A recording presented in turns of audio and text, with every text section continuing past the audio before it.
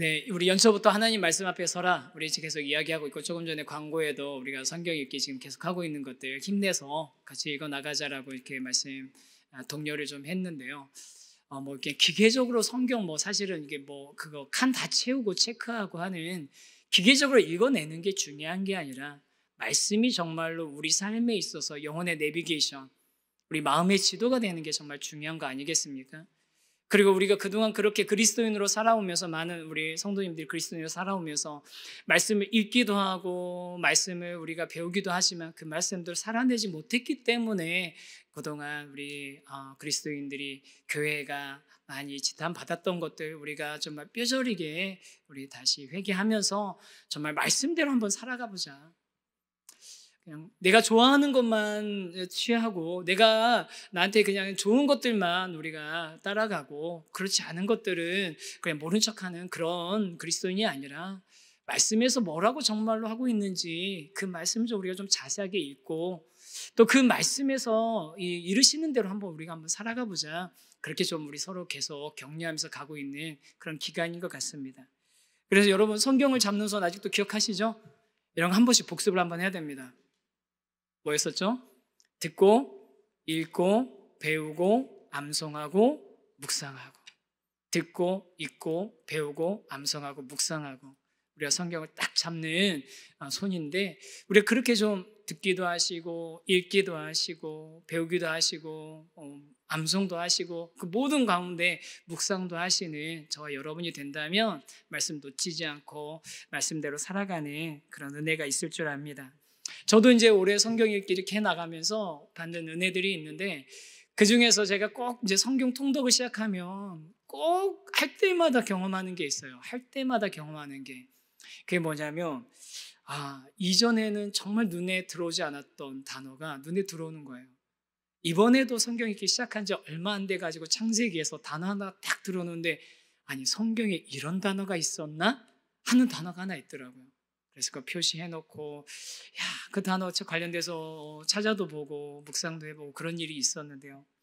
여러분, 그렇게 정말 조금씩 하나씩 새롭게 발견하게 되는 그런 진리, 또 새롭게 우리 가운데 다가오는 하나님의 말씀의 능력, 또 그 말씀을 우리가 조금씩 좀 더 알아갈 때 우리는 누리는 그 기쁨들을 우리 모든 성도님들이 올 1년 내내 좀 같이 누릴 수 있으면 좋겠습니다.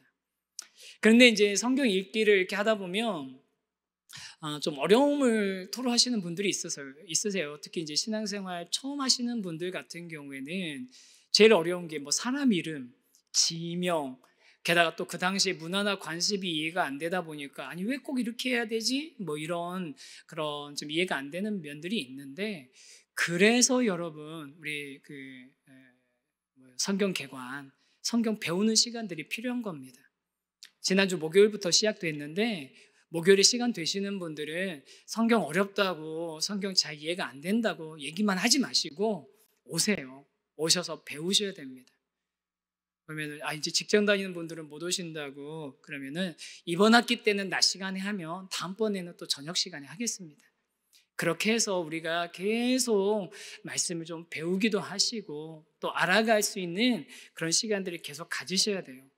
그래서 이제 뭐 지난주 한 주 먼저 시작돼가지고 뭐 여러분들 오셔서 강의 들으셨다는 얘기는 들었는데, 여러분들 중에 혹시 아직도 그 마음에 망설이고 계신 분들이 있으시면 한 주밖에 안 됐으니까 목요일 날 오시기 바랍니다. 그래서 우리가 자꾸 말씀을 듣고 읽고 배우고 암송하고 묵상해서 건강한 우리 영적인 양식을 늘 공급받으면서 또 받은 말씀대로 살아가는, 그래서 육과 영이 건강한 그런 그리스도인이 되었으면 좋겠습니다. 그리고 또 한 가지, 우리가 지금 말씀 읽기 말고 또 하나 같이 힘쓰자고 하는 게 지금 큐티잖아요. 큐티 잘하고 계시죠? 요 반응은 또 뭐죠? 잘하고 계시죠? 예. 진짜 이것도 무슨 뭐 율법적으로 뭐 안 하면서 무슨 뭐 잘못된 거고 나쁘고 뭐 이런 개념 아닙니다. 대신 큐티는 경건의 시간은, 하나님 말씀 묵상하는 그 시간은 의무가 아니라 하나님을 우리가 만나고 하나님과 교제할 수 있는 특권의 시간입니다.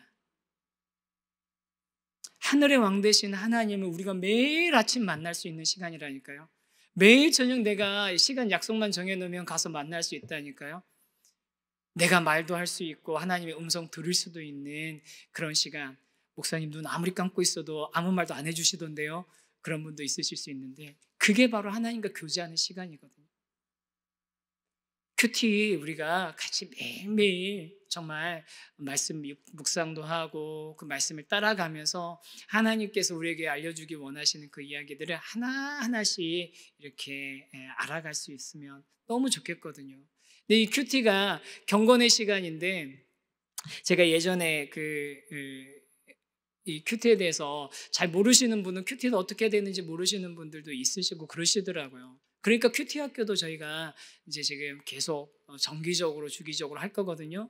또 이미 이전에 큐티 학교 하셨던 분들도 또 기회 되시면 또 다시 배우시고 다시 배우시고 하셔서 하나님 말씀 묵상하는 법들 다시 점검도 하시고 또 그 말씀 통해서 하나님의 은혜로 깊이 들어가는 것들 연습하시면 좋겠어요.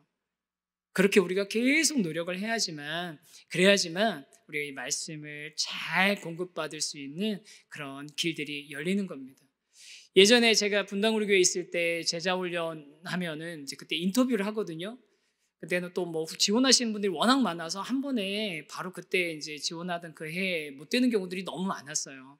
그래서 이제 한 분 한 분 찾아가 봐서 이분이 지금 훈련 받으실 적절한 때가 되셨는지 알아보기 위해서 훈련을 제대로 이해하고 계시는지 알아보기 위해서 이렇게 찾아가서 인터뷰를 하면 그때는 이제 모든 가정을 직접 방문해서 인터뷰하던 시절이었는데 갔는데 어떤 한 분이 자기는 이제 훈련 받을 준비가 다 돼 있다고 그러시는 거예요. 무슨 말씀이냐 그랬더니 따라와 보시라고 하면서 방을 하나 딱 보여주는데 방이 꽤 크더라고요. 근데 큰 방에 큰 테이블 2개를 딱 놓고 제자훈련 12명까지 하니까 13개 의자를 딱 준비해서 놔둔 거예요. 그래 놓고 나는 이제 본인은 제자훈련 받을 준비가 다 돼 있다 그러시는 거예요. 제가 그래서 대단한 열정이시다. 아니 어떻게 될지 이번에 될지 안 될지도 모르시는데 어떻게 테이블도 사시고 의자도 사셨지? 그래가지고 이제 만나가지고 이제 이야기를 나누는데 열정은 좋으신데 이분이 말씀을 묵상하고 교제하는 거에 대해서 좀 잘 익숙하지 않고 아직 준비가 안 돼 있으시더라고요.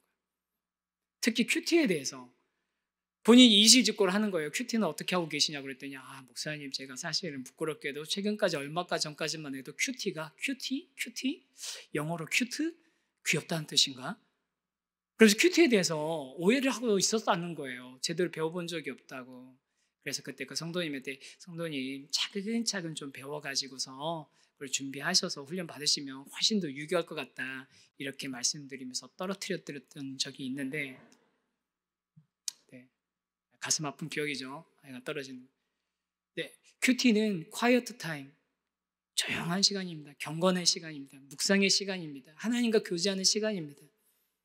복잡하고 시끄러운 시간을 지나서 주님께서 혼자 고요한 곳에서 하나님과 만나는 시간을 우리 예수님도 가지셨는데 그 예수님처럼 우리가 매일매일 주님을 만나고 주님과 교제하는 그런 시간을 갖는 것 얼마나 우리에게 주신 큰 축복이고 특권입니까?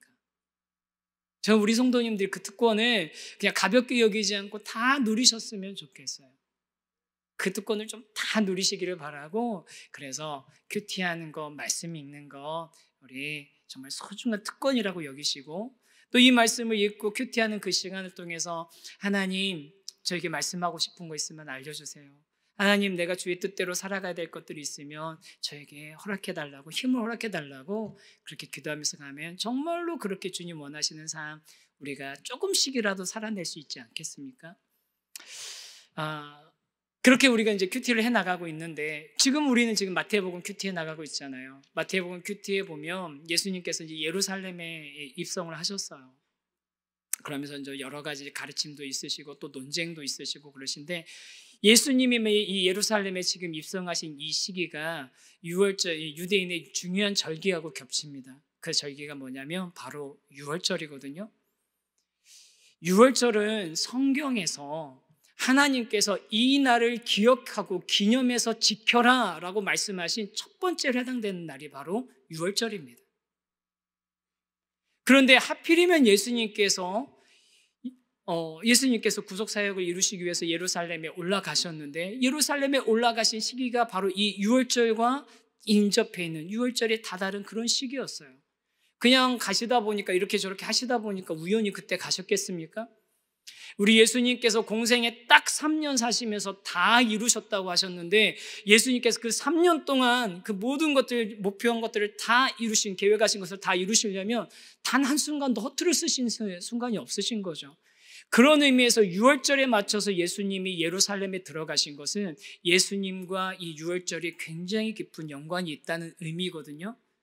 그래서 저와 여러분은 지금 성경 말씀 띄엄띄엄 읽는데 마침 이제 하나님께서 지난번에 모세에게 나는 스스로 있는 자다, 여호와라고 알려라, 내 이름 여호와다 말씀해 주신 이후에 그 다음에 이제 10가지 재앙이 있고 마지막 재앙인 10번째 재앙 이후에 있는 유월절 절기, 이 절기를 통해서 하나님이 이스라엘 백성들에게 알려주시고 또 이스라엘 백성들이 주시기 원하셨던 것들을 우리가 좀 깨닫고 또 그 유월절이 지금 예수 믿는 우리들한테는 어떤 의미가 있는지 그것도 우리 같이 한번 생각해 보면서 오늘 말씀을 좀 봤으면 좋겠습니다. 절기, 기념일 이런 것들 개인적으로 기념해야 될 날들이 있죠. 좋은 일들도 우리 기념 많이 하잖아요. 생일이나 뭐 결혼 기념일 같은 거 우리 기념도 하고 또 그런데 좋은 일들만 기억합니까? 아니죠. 우리에게 큰 슬픔이 있었거나 아픔이 있었던 날도 기억을 합니다. 우리 사랑하는 사람을 가족을 떠나보냈을 때 뭐 1주기, 2주기 이렇게 기억하기도 하고 또 어떤 사람은 자신의 인생에 있어서 정말 잊을 수 없는 어떤 한 그 사건이 있었던 그날을 기록해놓고 기억해놓고 마음에 새겨놓고 그 날들을 이렇게 떠올리는 분들도 있으시더라고요. 개인도 그렇고 나라도 그렇습니다. 민족도 그렇습니다. 좋은 일들을 우리가 기념하기도 하지만 참 어렵고 힘든 일을 기억하는 것도 있잖아요. 뭐 6.25 같은 것도 우리가 기억하고 있잖아요. 그렇게 의미 있는 날들을 기념하는 게 당연한데 하나님께서 특별하게 이스라엘 민족에게, 하나님의 백성들에게, 하나님의 백성의 정체성을 앞으로 갖춰가야 되는 사람들한테 하나 기억하면서 기념하라고 하신 날이 있어요. 그 날이 뭐냐면 오늘 출애굽기 12장에 나온 유월절입니다.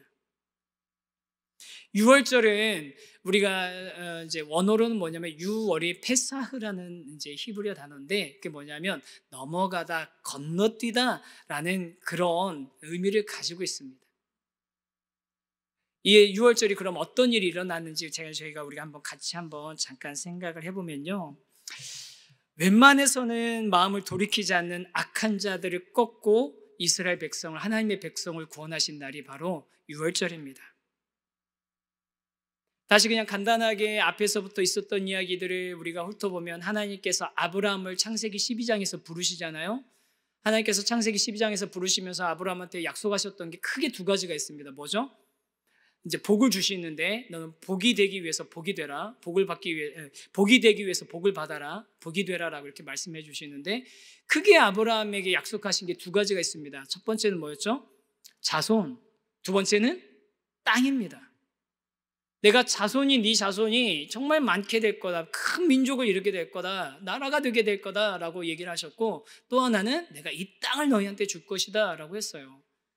그리고 나서 이삭, 야곱, 요셉 하면서 요셉 때 그 야곱과 그 가족 70명이 이집트 애굽으로 넘어가서 거기에 정착하지 않습니까? 그리고 창세기에서 출애굽기까지는 한 몇 년의 시간이 지난 겁니까? 약 400년.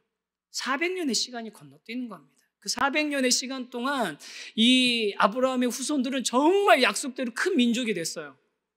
정말 많은 민족이 됐습니다. 이들이 애굽을 나올 때 남자 장정의 숫자만 60만 명에 해당됐으니까요. 남자 장정만 60만 명. 어마어마한 숫자인 거죠. 큰 민족이 돼서 나왔는데, 그런데 큰 민족이긴 했는데 지금 어디에 살고 있습니까? 이집트에 살고 있잖아요. 애굽에 살고 있잖아요. 그 땅, 가나안 땅, 아브라함이 막벨락을 사가지고서 그 소유로 삼았던 그 땅을 아주 멀리 떠나서 그 땅으로 돌아가고 싶어도 돌아갈 수 없는 상황이 됐습니다. 왜 그렇습니까? 이집트에 그냥 살고 있는 게 아니라 노예처럼 살고 있으니까. 이집트의 통치자들은 히브리 민족들을 이제 그냥 자기들의 민족의 한 구성원으로 보는 게 아니라 자기 나라를 위해서, 민족을 위해서 사용되어지는, 또 써먹어야 되는 노예들, 일꾼으로만 보고 있는 겁니다. 사로잡혀 있는 거죠. 노예가 되고 있는 거죠. 그래서 애굽의 바로 왕, 이 바로 왕을 이제 그 대표 아닙니까? 이 바로 왕을 중심으로 해서 애굽의 모든 사람들이 이 히브리 사람들을 굳고 성을 짓고 어마어마한 건축물들을 짓는 그런 일들에 동원하면서 사용해 먹고, 그들이 이스라엘 하나님께서 원래 주기로 약속하셨던 그 땅으로 돌아가는 것들을 좋아하지 않고 싫어하고 반대하는 것입니다.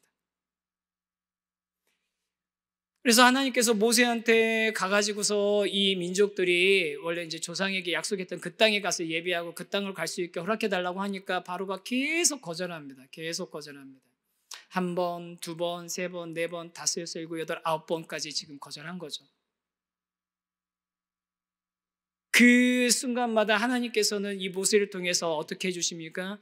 잘 보라고, 여호와 하나님, 이 모세가 얘기하고 있는, 모세를 통해서 말씀하고 있는 그 여호와 하나님이 진짜 신이다라는 것을 계속 얘기를 해주고 있는데, 바로는 정말로 악으로 딱딱하고 그 다음에 굳은 마음으로 똘똘 뭉쳐져 있어가지고서 하나님께서 하나님이시라는 걸 드러낼 때마다 더 하나님을 강력하게 거부하고 있어요. 더 강력하게 거부합니다. 그래서 성경에서는 그 하나님께서 바로의 마음을 완악하게 하셨다라는 그런 표현이 들거든요. 근데 이것 때문에 좀 마음이 불편하신 분들이 있으신 거 제가 알고 있어요. 뭐가 불편하냐면, 하나님이 그럼 바로의 마음을 바꿔주시면 되잖아요. 완악하게 하셔놓고서 바로가 하나님 말씀 안 듣고 그렇게 하는 거, 결국은 그렇게 따지고 보면 하나님이 그런 마음 주셨으니까 이거 하나님 책임 아니냐고, 바로 억울한 거 아니냐고, 바로 괜히 억울하게 그냥 그런 악한 도구로 사용된 거 아니냐고 그렇게 이야기하는 분들이 있는데, 그렇지 않습니다. 원래부터 바로가 무슨 좋은 마음이었고, 원래부터 바로가 중립적인 마음이었습니까? 원래부터 악한 마음이었고요, 원래부터 하나님 인정하지 않는 마음이었고, 원래부터 바로는 어떤 마음이었냐면 나는 신이다라는 생각 가지고 있었던 마음이에요. 그 마음이 점점 더 굳어지고 점점 더 딱딱해지는 거죠. 어떻게 할 때마다? 하나님이 하나님이시라는 게 드러날 때마다 점점 더 딱딱해지고 점점 더 굳어지는데, 하나님께서는 그냥 그렇게 딱딱해지고 굳어지고 저항하고 거부하는 거 내버려 두신 겁니다. 어디까지 가도록? 자기가 정말 두 손 들고 항복하는 그 순간에 이르도록 그냥 내버려 두신 겁니다. 그게 하나님께서 바로의 마음을 완악하게 하셨다는 거죠. 그래서 이 앞에 일어났던 이 모든 재앙들이 하나님 때문이 아니라 결국은 바로의 고집과 교만 때문이라는 것을 자기가 스스로 인정하는 자리까지 갈 수밖에 없게 되는 겁니다. 나중에 성경 한번 차근차근 읽어보세요. 읽어보시면 그 9가지의 재앙, 피, 개, 이, 파, 악, 독, 우박, 메뚜기, 흑암, 장자의 죽음까지, 이렇게 10가지 재앙이 하나하나 될 때마다 마지막 쯤으로 가면요, 처음에는 바로를 둘러싸고 있는 신하나 이집트 사람들도 신청도 안 하고 막 자기들도 뭐 기적도 만들고 뭐 이렇게 하는데, 뒤로 가면 갈수록 어떻게 되는지 알아요? 바로를 막 설득해요. 제발 보내주라고, 쟤네들 좀, 제발 쟤네들 좀 보내주시라, 우리도 좀 삽시다 하면서 하는데, 바로는 하나님에 대해서 인정하지 않습니다. 그러니까 이 이집트라는 이스라엘 민족을, 히브리 민족을 사로잡고 있는 이 이집트의 가장 그 강력하고 악한, 그리고 딱딱한 굳은 마음으로 가지고 이렇게 하나님에 대적하고 있는 사람의 대표가 바로 이 바로였던 것입니다. 그런데 하나님께서 어떻게 하셨습니까? 그런 딱딱하고 굳은 마음을 가지고 있던 그 바로를 그냥 뚝 부러뜨려 가지고, 정말 그냥 빨리 좀 가라, 더 이상 내 눈앞에 보이지 마라, 빨리 가라라고 얘기할 정도로 그렇게 만드셨습니다. 이스라엘 백성들이, 히브리 백성들이 그냥 자기들 스스로는 바로를 설득해가지고 바로의 어떤 그런 좋은 마음이나 호의나 환대를 기대해서는 도저히 일어날 수 없는 일이 하나님께서 일하심으로, 그 바로의 마음이 꺾여짐으로 이루어지게 된 것이죠. 그래서 이스라엘 백성들이 애굽에서 나올 수 있었던 이유가 다른 어떤 것도 아니라 하나님께서 이집트의 그 악함의 대표적인 상징자였던 바로의 마음을 꺾으심으로, 그의 의지를 꺾으심으로 나오게 한 날이기 때문에 하나님께서는 이 날을 기억하고 기념하라고 말씀하신 겁니다. 또 이 유월절을 기억하라고 하신 데는요, 단순히 그냥 이스라엘 민족들이 좋아, 해방됐다, 풀려났다, 이제는 자유를 얻었다, 그 정도에서 그치는 날이 아닙니다. 10번째 재앙이 장자의 죽음 재앙 아닙니까? 근데 이 장자의 죽음이라고 하니까 우리가 조금 오해하는 분들이 있어요. 뭐냐면 장자가 우리 문화에서는 장자라고 그러면은 남자만 장자잖아요. 그런데 여기서 말하는 장자는 정확하게 말하면 초태생입니다. 처음 태어난 것은 남자든 여자든 누구든지 어느 집이든지 죽임을 당하는 거예요. 그런데 그게 사람만 해당되는 게 아니라 어디까지도 해당되는 거죠? 짐승들까지도 해당이 돼요. 초태생의 죽음인 거예요. 근데 이 초태생의 죽음을 가지고서 하나님께서는 이 이집트를 어떻게 하나님께서 흔드시는 거냐면요. 여러분, 아까 바로가 자기는 뭐라고 생각한다고 그랬죠? 신이라고 생각했어요. 이집트의 파라오는 정말로 태양신이 라인데 라의 아들이라고. 그러니까 바로의 아들은 태양의 후계자들인 거예요. 태양의 자손들인 거예요. 이집트의 다른 일반적인 사람들이 범접할 수 없는 그 권한과 그 권위를 어디서부터 부여받았냐면 하늘로부터, 태양으로부터 부여받았다라고 생각되는 사람들이 바로 이 바로왕, 그리고 바로왕의 아들인 거죠. 그런 신적인 존재, 신과 같이 추앙받고 실제로 자기가 신이라고 생각하며 살아가고 있던 그 존재가 어떤 일을 당하게 됩니까? 10번째 재앙, 초태생, 처음 태어난 사람은 죽임을 당하는 일이 바로의 집에도 똑같이 일어나게 된 겁니다. 그 얘기는 무슨 얘기입니까? 모든 사람이 다 알게 되는 거죠. 그리고 스스로 인정해야 되는 거죠. 나는 내가 신이라고 생각하고 사람들이 신이라고 추앙하고 떠받드니까 그런지 알고 살았는데 다른 사람들은 다 그렇다니까 그렇게 집단 이렇게 최면에 걸린 것처럼, 그렇게 가스라이팅 걸린 것처럼 그렇게 믿고 살았는데 알고 보니까 원래 저기도 똑같이 다른 사람들 죽는 것처럼 똑같이 죽네. 그냥 똑같은 죽임을 당할 수밖에 없는 하나님의 그 권능 앞에서 그냥 똑같은 초라한 한 인간 존재일 뿐이었던 거죠.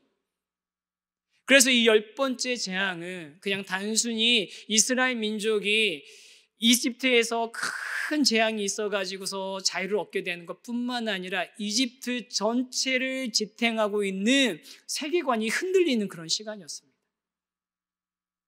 이집트 사람들은 바로가 태양의 아들, 신이라고 생각했었으니까요. 나는 신이다 지난주에 잠깐 이렇게 말씀드렸는데 거기에 이렇게 영상에 보면 거기서 이렇게 탈출한 사람들, 사이비에서 탈출한 사람, 우리 이단이라고 부르지 말아야 될 것 같아요. 사이비라고 해야 될 것 같아요. 이단이라고 하니까 꼭 마치 기독교에서 끝에서 저기 된 것 같아요. 사이비들한테, 그 사이비들에서 나온 사람들이 어떤 이제 나오게 된 계기가 여러 가지 계기가 있는데 그 중에 하나가 뭐냐면요. 그 교주가 신인 줄 알았던 그 교주가 알고 보니까 초라한 한 인간인 거예요. 구치소에 들어가 가지고서 재판받고 막 이러는 사이에 이제 수의를 입고서 이렇게 나가는데 신이라면 자기들은 신이라고 생각하고 저 사람은 늙지도 않는다고 병도 안 걸린다고 생각했는데, 그런데 그 영상에 딱 그 짧은 장면에 그거 하나 나오더라고요. 구치소에 나가서 이제 수의 입고서 지나가는 그 영상이 나왔는데, 근데 그동안 염색해서 머리가 까매가지고서 시간 지나니까 흰머리가 이만큼 올라온 거예요. 뭐야, 똑같은 사람이잖아. 그러면서 그게 깨졌다는 거예요. 교주에 대한. 내가 뭔가 속고 있었네. 내가 여태까지 뭔가 잘못 생각하고 있었네. 이집트 사람들한테도 그런 현타가 온 거죠. 신이라고 생각했는데 그 신이 아니라 뭐야, 우리랑 똑같이 그 집에도 아들 죽었대? 이집트 전체의 세계관이 흔들리는, 그리고 그 이집트 밑에서 400년 동안 살았던 히브리 사람들의 세계관이 흔들리는 그런 시간이었습니다.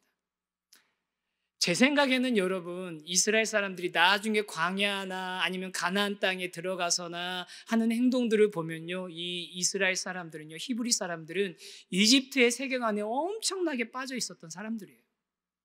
400년 동안 살았다니까요, 거기서. 근데 그런 사람들의 눈앞에 파라오는 정말 이런 이 앞에 있었던 그 많은 기적에도, 아니 그 많은 재앙에도 꿈쩍도 안 하던 정말 신인가 봐, 여호와 하나님한테 대적할 만한 그런 능력이 있나 봐 생각했는데 웬걸요? 그 집 아들도 죽었다니까. 그런 일이 일어난 겁니다. 그날 저녁에. 그뿐이겠습니까? 이집트 문명에서는 생명과 죽음의 신으로 알려진 오시리스라는 신이 있대요. 근데 이 신도 무장해제 당한 거죠. 왜냐하면 생명과 죽음이 모두 히브리인들이 말하는 모세를 통해서 말씀하시는 여호와 하나님에 의해서 결정이 된 거잖아요. 그런 일이 일어날 때 그 오시리스라는 신은 도대체 어디가 있었던 겁니까? 또 그 이집트인들이 믿던 신이 또 다른 신 중에는 타우루스라는 신도 있답니다. 근데 이 신은 어떤 신이냐면요, 출생을 관리하고 집을 보호하는 신이었대요. 어찌된 일입니까? 그럼 출생을 관장하고 집을 보호하는 신이라면 이렇게 각 집집마다 이런 죽음이 찾아오는 이유를 자기들이 보호했어야죠. 그 신이 진짜 살아있다면. 처음 태어난 것이라고 딱 지목해서 죽임을 당하는 이 사건을 막았어야죠. 출생을 관장하는 신이라면.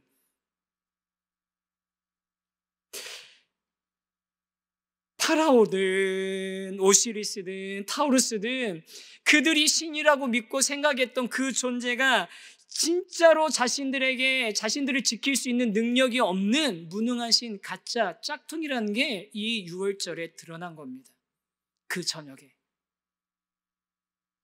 당연히 이 신들이 진짜가 아니라 인간이 만들어낸 허구이기 때문이지만 이 가짜 신들의 손아귀에서 벗어나지 못하고 계속 끌려다니고 있던 사람들에게 이 유월절 전날 일어났던 초태생의 죽음은, 유월절 날 일어난 그 일은 정말 그들의 세계관이 전체 흔들리고 세상을 바라보는 눈이 바뀌고 또 초월자를 생각하는 그런 마음이 바뀌는 그런 사건이었던 것입니다. 팀 켈러 목사님이 쓰신 책 중에 내가 만든 신이라는 책이 있습니다. 그 책에서는 가짜 신들이요, 아무런 능력이 없지만 가짜 신이 굉장히 위험하다고 얘기를 하고 있어요. 우리가 가짜 신이 아까 이 재앙에서처럼 이 신이라고 여겨지는 것들이 아무런 능력도 없지만 사람들은 아무 능력도 없는 그 신에게 사로잡혀서 지배당하고 있다는 거죠. 그래서 가짜 신들은 생각보다 위험하다고 하시면서 팀 켈러 목사님이 모든 사람에게는 우상이 있는데 결론적으로는 가짜들과는 결별을 하고 바자들에게는 결별을 선언하고 참 하나님으로 대체하지 않으면 어떤 일이 일어나냐면 그냥 계속 대상만 바뀌는 일이 반복된다는 겁니다. 이 6월절에 일어났던 이 일은 뭐냐면 그동안 이스라엘 사람들이나 이집트 사람이나 늘 자기들이 필요할 때마다 자기들이 원하는 게 있을 때마다 계속 자리를 바꿔가면서 돌려가면서 그 자리에 신으로 섬기고 따랐던 그 대상, 그 가짜 신들을 이제는 그 가짜 신과 결별하고 진짜 하나님을 믿어야 된다. 진짜 하나님은 여호와 하나님 한 분밖에 없으시다라는 것, 진짜 신은 그 여호와 하나님 한 분밖에 없다는 것을 명백하게 드러낸 사건이 바로 유월절, 그 다음에 10번째 재앙의 사건이었던 것입니다. 이 유월절 사건을 통해서 이스라엘 백성들은 하나님의 직접적인 통치를 받으면서 하나님께서 약속하신 땅으로 이제 출발하게 됐는데요.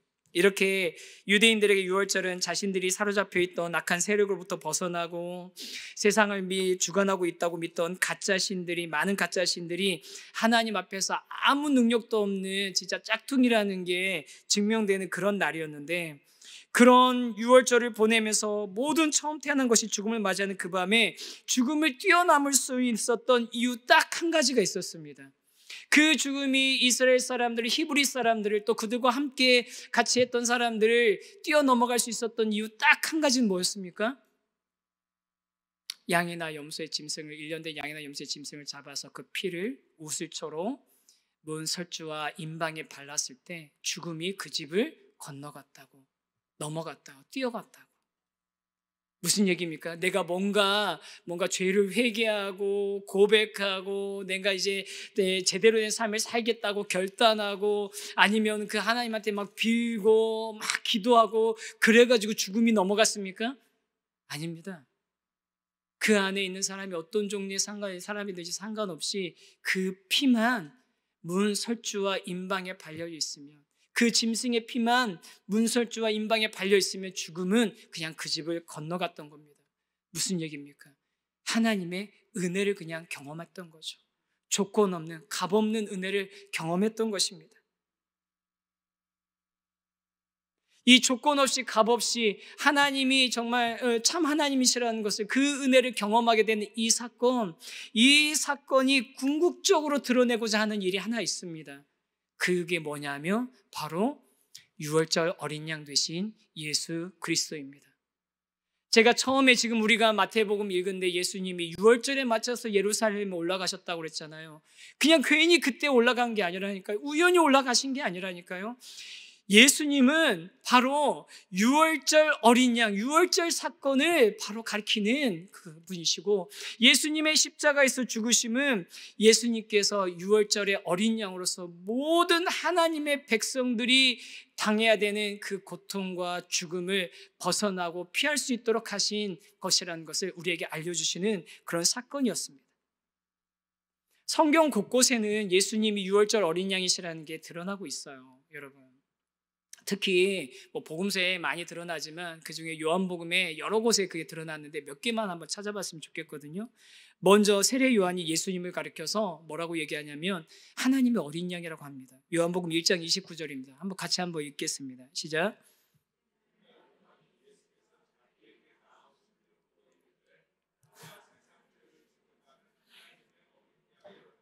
세상 죄를 지고 가는 하나님의 어린 양이라고요.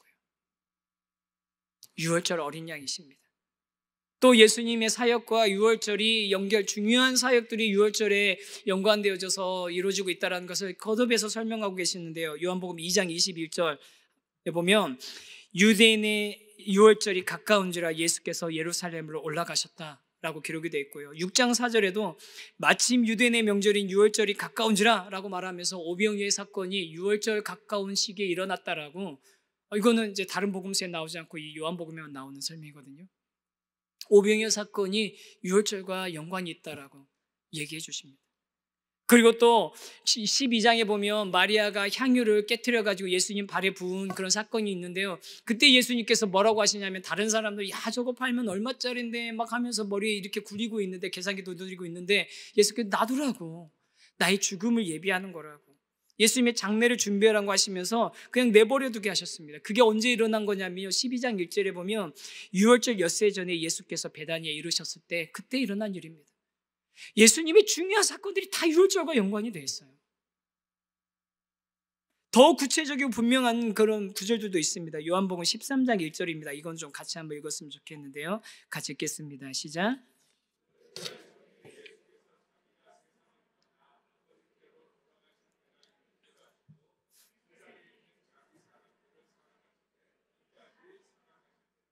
유월절 전에 예수께서 자기가 세상을 떠나서 이 십자가의 사역을 감당하셔야 되는 것을 아시고 그 길을 걸어가시는데 자기 사람들을 사랑하시되 끝까지 사랑하셨다. 그리고 예수님께서 마지막 만찬하시는 그때가 요한복음, 그 다음에 또 예수님이 그리고 또 잡혀가지고 신문당하시고 고초당하시고 또 못 박히신 그때가 바로 유월절 전날이라는 것이 계속 나오는데요. 19장 14절, 이날은 유월절의 준비일이요 때는 제6시라 빌라도가 유대인들에게 이르되 보라 너희의 왕이로다. 그 외에도 많습니다. 예수님 목마르다고 하셨을 때 병사들이 어떻게 합니까? 우슬초에다가 신 포도주를 찍어서 예수님 입술에 대주죠. 여러분, 유월절 어린 양 잡았을 때 그 피를 뭘로 가지고서 바르라고 했습니까? 우슬초로 찍어서 바르라고 됐습니다. 그리고 그 피를 갖다가, 그 피가 설주와 문지방에 임방에 이렇게 발려지는데 예수님께서 십자가에서 창 옆구리를 창으로 찔리셨을 때 물과 피가 나와서 그 십자가에 다 적셔졌습니다. 발라졌습니다. 예수님께서 십자가에서 죽으셨을 때 다른 십자가형을 당한 죄수들은 그 다리를 꺾어가지고 이 사람이 정말로 죽었는지 안 죽었는지 확인해 보는데 예수님은 그 다리를 꺾지 않으셨어요. 왠지 아세요? 유월절 양은 다리를 꺾지 않거든요. 관절 꺾지 않거든요. 예수님은 유월절 어린 양이신 거예요. 무슨 말인가 하면 예수님께서 십자가 위에서 처형당하시면서 맞이하는 죽음은 유월절 어린 양의 도살과 연결되고 예수님의 죽음은 많은 사람들을 위한 대속의 죽음을 포함하고 있고 그 예수님의 유월절 어린 양 되신 예수님의 죽음 때문에 우리가 사망에서 생명으로 옮겨왔고 절대로 우리가 벗어날 수 없는 그 폭압으로부터 억압으로부터 벗어날 수 있게 되었고 호시탐탐 우리를 지배하고 우리를 다스리려는 가짜 신들, 아니 우리가 매여 살고 있는 가짜 거짓된 신들로부터 우리가 벗어나서 참 하나님, 참 여호와 하나님, 참 예수님을 믿고 따를 수 있는 그 은혜를 우리가 깨달을 수 있도록 해주신 것이 바로 유월절 예수님, 유월절 어린 양 되신 예수님이신 것입니다. 성경에서 예수님이 하나님의 어린 양이시면서 메시아이심이 분명히 드러난 것이 바로 이 유월절과 연관되어 있는 것이죠. 그래서 하나님께서 이스라엘 민족에게 내가 이스라엘 민족이 유월절을 통해서 이렇게 자유를 얻고 또 우리 가짜 신들로부터 벗어나고 그런 신들인 가짜이고 여호와 하나님의 진짜 신이라는 것이 드러난 그 날을 기념하고 기억하라고 지키라고 하신 그 일을 우리는 이제는 어떻게 어느 날을 기억하고 기념하면서 지켜야 되는 겁니까?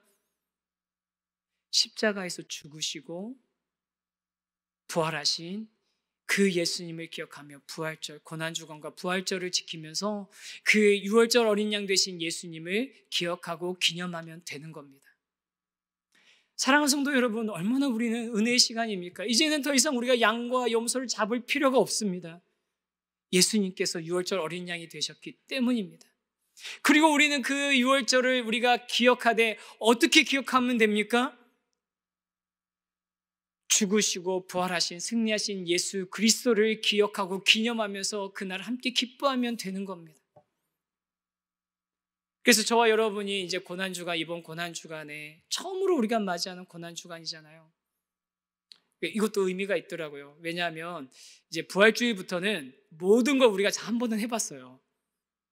부활주일부터 모든 걸 우리가 다 한 번은 해봤는데 고난주간이 딱 우리가 처음으로 하는, 첫 번째로 처음으로 하는 건데 이번 이 고난주간 우리가 뭐 복잡하고 다른 거 하지 않을 겁니다. 같이 찬양하고 그냥 말씀 같이 잠깐 보고 같이 기도하는 그 시간을 통해서 유월절 어린 양 되신 예수님, 우리의 모든 한계와 우리의 모든 연약함과 우리의 모든 죄와 또 우리의 모든 부족한 것들, 그것들을 다 해결하시고 십자가에서 해결하시고 우리의 진정한 소망과 희망이 되신, 생명이 되신 그 예수님을 우리가 같이 묵상하고 같이 또 우리 기도하며 그 주님을 우리 마음 가운데 새기는 그런 시간 가졌으면 좋겠습니다. 그리고 마지막 금요일에는 이 자리에 모여가지고요, 우리가 유월절 식탁이 각 가정별로 짐승을 잡아서 유월절 식탁을 같이 나누잖아요. 그게 뭐냐면 각 사람마다가 정확하게 말하면 가장마다입니다. 가족들이 같이 모여가지고 같이 식구들이 같이 한 상에서 유월절 식탁을 맞이했는데 저희가 이번에는 이곳에서 애찬식을 하려고 해요. 성찬을 하게 되면 세례 받으신 분들만 참여할 수 있으니까 모든 우리의 가족들 모두가 다 같이 참여할 수 있도록 우리가 애찬식 유월절 식탁처럼 뭐 그렇게 막 차지 뭐 양 잡고 소 잡고 하진 않을 겁니다. 근데 우리가 그렇게 그 유월절 식탁처럼 우리 한 자리에서 같이 한 상에서 먹는 그런 애찬식을 하려고 합니다. 한 지붕 밑에서 한 상에서 우리가 함께 둘러서 그렇게 유월절 어린 양 되신 예수님을 기억하며 그 주님의 그 놀라운 은혜를 같이 나눌 수 있는 그런 시간을 가지려고 하거든요. 그래서 그날 시간을 여러분들 꼭 좀 빼셨으면 좋겠어요. 우리 자녀들, 우리 청소년들 그날 하루 학원 안 가도 되지 않을까요? 모르겠습니다. 제 아이가 어려가지고 야간 자습 하루 안 하고 좀 와도 되지 않을까요? 한 자리에 모여서 우리 같이 그렇게 한 상에 둘러있는 유월절 식탁을 둘러서고 있는 한 가족이 되었으면 좋겠는데 우리 그렇게 주님의 은혜를 우리가 지금부터 기억하고 기다리며 가면 좋겠어요. 어떤 분들이 왜 사순절인데 강조 안 하냐고 하는데 여러분, 사순절은 나중에 성경에 없는데 나중에 우리 구교 카톨릭에서 로마 카톨릭에서 만든 전통입니다. 의미는 있지만 우리가 꼭 그걸 우리가 지킬 필요는 없어요. 근데 우리가 꼭 기억하면서 지키라고 하신 하나님의 말씀은 뭡니까? 뭘 기억하고 지키라고 하셨어요? 유월절 기억하고 기념하고 지키라고 하셨잖아요. 대대로 지키라고 하셨잖아요. 우리가 그것을 유월절 어린 양 대신 예수 그리스도의 부활과 죽음과 부활하심을 기억하면서 한자리에 모여서 같이 그날을 지킬 수 있고 같이 그날을 기념할 수 있는 우리 됐으면 좋겠습니다.